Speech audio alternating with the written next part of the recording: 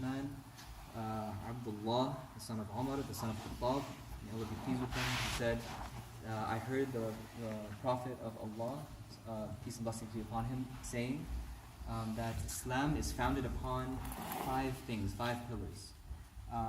Testifying that there is no God except for Allah, and that Muhammad is his messenger, and the establishment of prayer, and giving in charity, and pilgrimage to the house, the Kaaba, and fasting in Ramadan.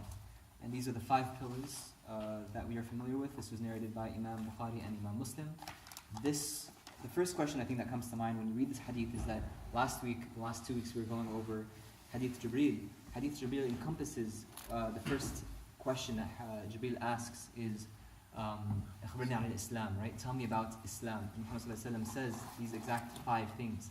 And so your question is, why does Imam Nawawi bring forth a hadith that goes over exactly what we just went over in the hadith before? Like, it seems like there's some redundancy there. And so there's some reflections on that, first of which, most obvious, is that it's very much emphasizing the importance of these 5 pillars. And more than just that, it's showing how fundamental these 5 pillars are to everything. And I think throughout this lecture, you'll kind of get a feel of why that is. One beautiful reflection that we'll go over at the very end is that these kind of 5 pillars are the established, like they kind of established the foundation for everything. All other good deeds kind of trickle out once you get these 5 major basic things down. And inshallah we'll go over it in more detail. The narrator is Abdullah bin Umar bin Khattab, so the son of Umar bin Khattab, who narrated the first 2 hadiths. So this is his son, and you could do a whole lecture just on Abdullah's life. But the context of why he mentioned this hadith, so why did Abdullah narrate this hadith, is that later on in his life, so Abdullah grew up, he was a youth during Muhammad's life. He was too young to go to Uhud. His first battle was Khandaq, so it kind of shows you his age range. And so he was young during the Prophet's life, and so he lived until like a much later time after the Prophet. And when he was older, later on in his life, a man came up to him and asked, like, why don't you go for jihad? Isn't that like a fundamental pillar of our faith? And so he responded with this hadith that these are the 5 fundamental pillars of our faith, as narrated to us by the Prophet.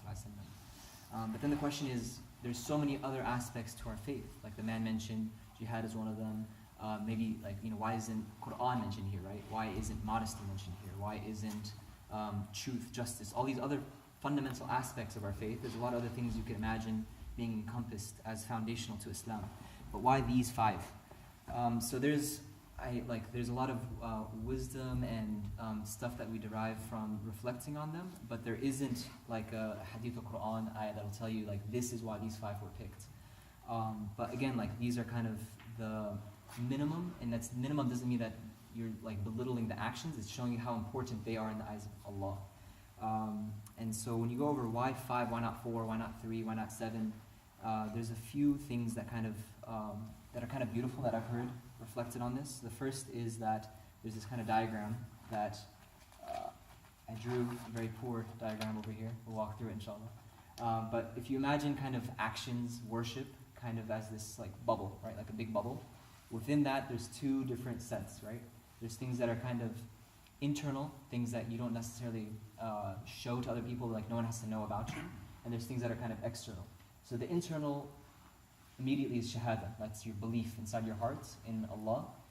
And like in this, it's kind of like the outward testament, ashhadu an la ilaha illallah, ashhadu Muhammadur Rasulullah. That's saying that's something that's rooted inside of you, in your heart. And then there's things that you do externally with like your limbs. Now the external is kind of divided into 2 sub-branches, things that you're told to do and things you're told to not do. And so to master the things, to like avoid things, because when you speak of something that's an action, there's actions where you do the action and there's actions where you avoid a certain action. And so Psalm teaches us how to avoid certain actions, and that's kind of that aspect. And then when you do something, doing something with your body, that's salah. Doing something with your resources, your wealth, that is zakat. And the combination of body and resources is hajj. And that's kind of a cool framework to show you how everything basically is encompassed within that kind of framework. And everything else you do is somehow you're training for it through these 5 pillars. And then there's another diagram, which also is very similar, but it breaks it down in just a slightly different way.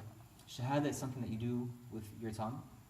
And then there's actions that you do with your limb. Again, there's things that you do that you actually do, and that's salah. And there's things that you avoid and you train yourself to stay away from, and that's you train that through fasting. And then there's also wealth, like you controlling your wealth, and that is zakat, training you to give freely to other people through zakat.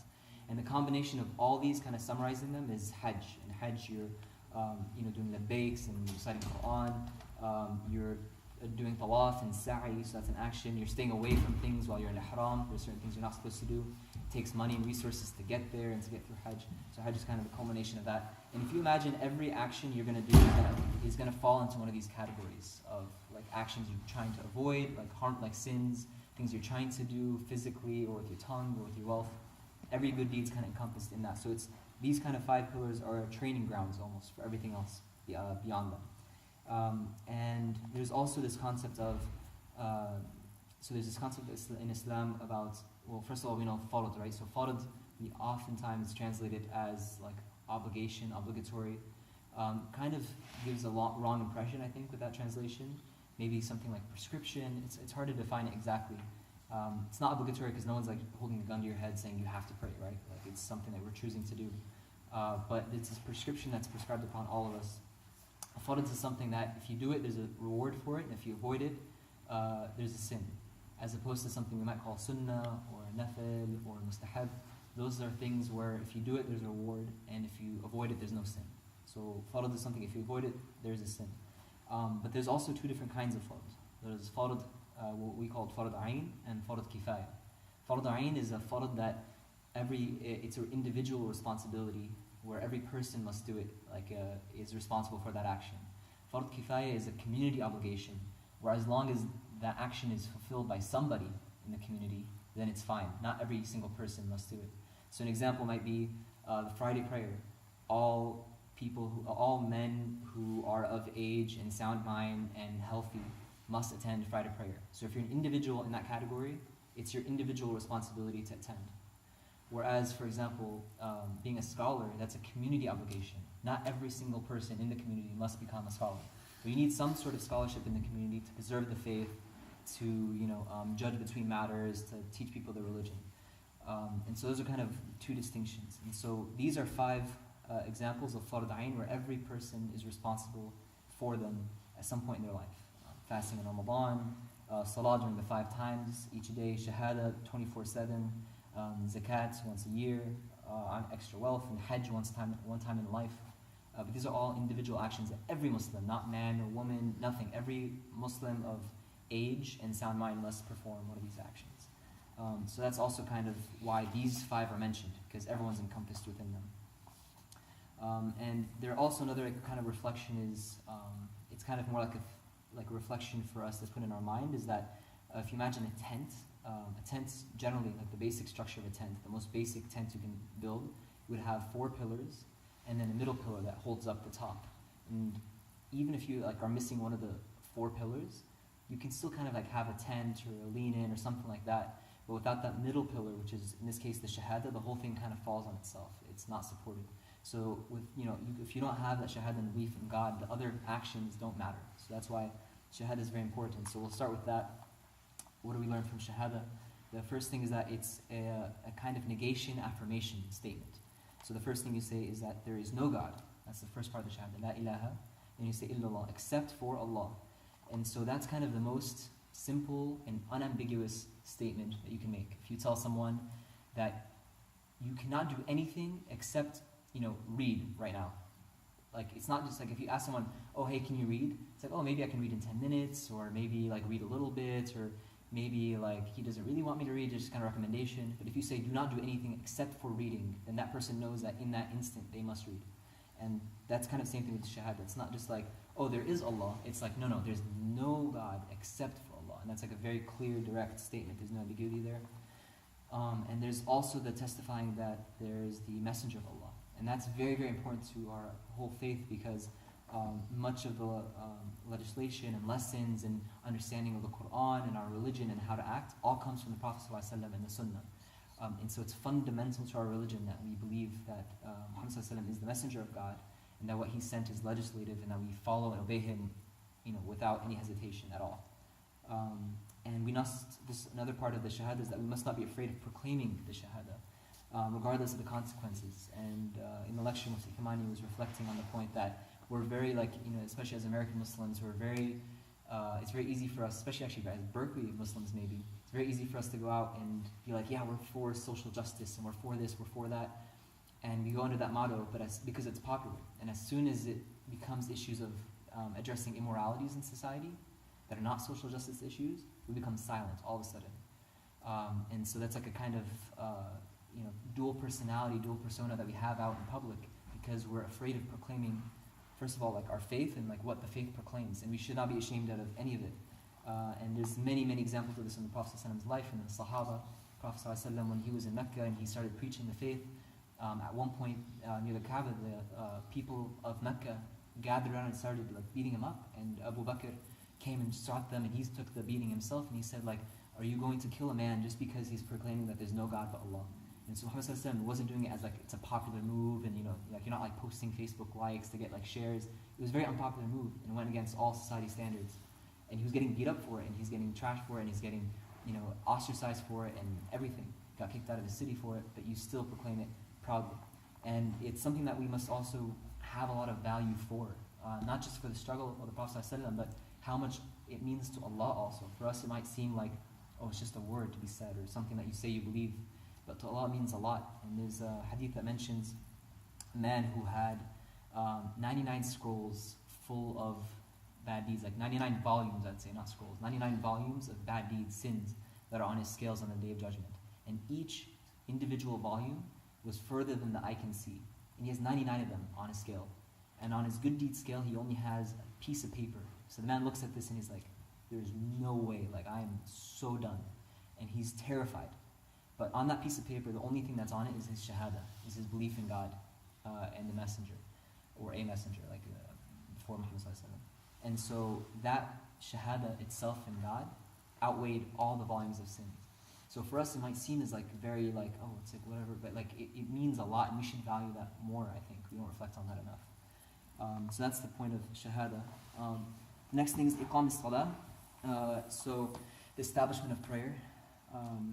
So why prayer? So prayer is really the differentiating feature of Islam. Prophet said that like the thing that distinguishes us and non-Muslims is salah itself, the act of prayer. And it was so much so that the Sahaba, if they saw anyone who was doing anything, any kind of sin, or they were not doing any kind of good deeds, like if they weren't fasting Ramadan, they'd say, oh, maybe they're sick. Or if they saw them drinking, they'd be like, all right, maybe like he had an addiction problem. Or like they'd make any excuse for anybody, for any reason, no matter what they saw, except for when someone didn't pray. When someone did not pray, they'd be like, all right, this guy cannot be a Muslim.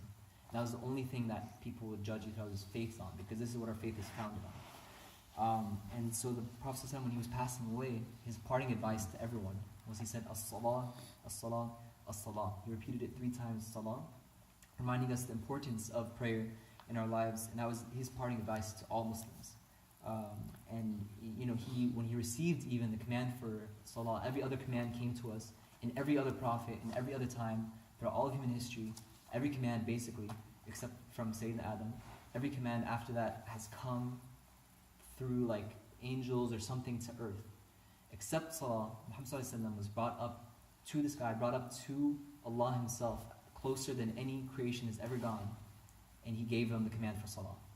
That's like the most special command given out of any human history ever. Like no other prophet did that. And so it's like it shows you how important it was to receive this message, and how important salah is itself, and how punctual Muhammad ﷺ was with his salah. So it kind of shows us the weight that salah had in our deen. And so, salah is part of this conversation. If someone asks like, how do I talk to Allah? Quran is Allah talking to you, and dua is you kind of talking to Allah and requesting from Allah. And so salah is this conversation. It's facilitated for us 5 times a day, directly with no intercessor, straight with Allah. And so it should be a priority in our day. Like the important point of salah is that it should be kind of the cornerstone in our day. Just like you plan your commutes, just like you plan your classes, just like you plan work, you should also be planning salah as like the fundamental things, rather than saying, oh, I'll pray salah like right before I go out to lunch. You should be like, no, I'm going to go out to lunch after I finish my salah. Like even if nothing changes in your day, just the mental switch of salah is the cornerstone and everything else is being around it, Like that's just an important distinction, even if the physical thing doesn't change, as long as that distinction is in our minds. And it's a time for us to express dependency on Allah. It's kind of a beautiful thing about salah is that no matter what state your heart's in, it's going to have a remedy for it to improve the state of your heart.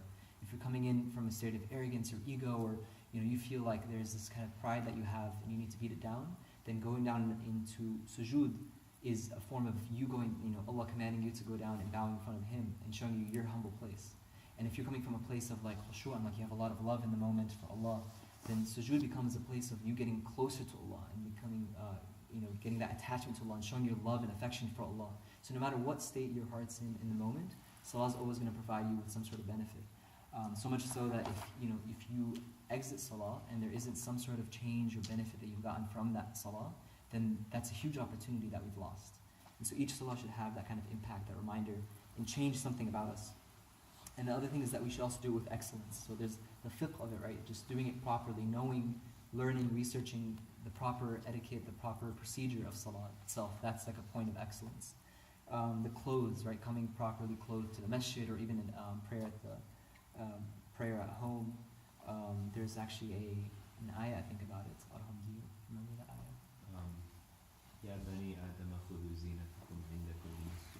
Right, so like, oh, children of Adam, like take your adornments or take your like good garments to each place of worship.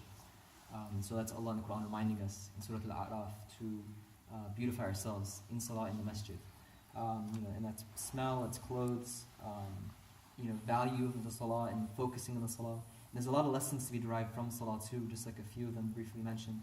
Is time management, for example, waking up on time, praying each thing on time, consistency, 5 times a day, every single day, that teaches us consistency, organization of movements, organization of thoughts, unity, we pray all together, it doesn't matter where you're from, and equality, doesn't matter who you are, the wealth, the color of your skin. The front row is the person who got here earlier, and the black row is the people who got here later. It's not about rank or class or hierarchy. So it teaches us equality. It teaches us how to control our gaze, like just focusing on one spot, not getting distracted, not looking at haram things. It teaches us direction to face the qibla. That's a lesson in direction towards Allah and like redirecting your whole life. And also kind of reminds us of the sacrifice of the generations before us, from Sayyidina Ibrahim and Ismail, all the way to Muhammad sallallahu alaihi wasallam, and the sacrifices of the Sahaba. All that's tied to the qibla, like the direction we're praying to the Kaaba. That has a history entangled with it too. So even just remembering that sacrifice can remind us of its weight. So it's important to just take the time. Prophet ﷺ used to recite in the salah, he'd recite each verse, ayah by ayah, and take a little pause, reflect on it, sometimes respond to it. And so that's like also a point we can maybe practice. And not every salah obviously has the same reward. Like a salah that has focus and khushu' in it, a salah that you take time, that's punctual, those things increase the reward for salah too. And so those are just some brief points about salah. And the last thing I'll mention is that some scholars have said that one of the beautiful things we can get out of the takbir at the very beginning when you say Allahu Akbar is that you kind of throw the whole world behind you. You say Allahu Akbar, God is greater than everything. You throw everything out of your mind and you just focus on salah. And so like the point of salah is to try to keep yourself focused on the prayer itself and not what's happening in your life outside of it. And then the next point is zakat, which very briefly is zakat comes from the same root as, say, the word tazkiyah. Tazkiyah is the act of trying to purify yourself, self-improvement, that process. So zakat itself means to purify your wealth. It's not just charity where you're just like giving. We know that giving wealth does not decrease wealth. Like giving in charity does not decrease your wealth at all. So zakat is a form of purifying our wealth from any haram or unethical issues or anything that might accidentally come through our work or through our lives. And this is a way of purification for us. And the next point is obviously hajj. Hajj, the reflection there is like, do not delay unnecessarily. You make hajj when you're able to in your life, and that's through health and wealth and all these other factors. But don't delay it. Try to always make sure it's in your dua, and try to strategically plan for it and make sure it's a priority in all of our lives, because it's one of the 5 fundamental pillars in our life. And it's like a beautiful thing, like there's this whole journey to Allah, and like this is a chance for you to actually travel to His house when He's calling for you. And so we should all try to strive to fulfill that call. And the last one is fasting. And fasting, the point of it, Allah tells us in the Quran, so that you may learn and practice taqwa, which is like God consciousness, trying to fear God, understand God, love God, that whole concept of taqwa. And it's part of taming your carnal passions, which include food and like kind of lust. And in Al-Ghazali, he has like a whole chapter, a whole section, a whole book written on how to control the shahwatain, the two desires, which include food and lust. And if you're able to control those, it's like a path to spirituality, and it's a path to kind of like mastery over yourself. And that's kind of like a really brief run through. I mean, like a more proper run through of this would include fiqh and all these other issues, but obviously we don't have time. That's kind of like a brief understanding of all these things. And like we mentioned at the very beginning, these deeds are kind of the foundation, and if we are able to improve on these deeds, they'll really open the doors to all these other good deeds that are also possible. So they're kind of like these rivers with streams that branch out of them.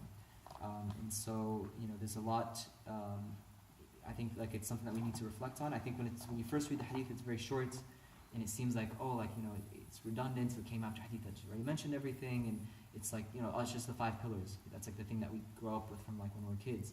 But there's a lot of value to each point and reflecting on it and trying to perfect it. Like, it's only these 5 things. Allah's not giving us a list of 100 things. It's just 5 things. Focus on these, make them good.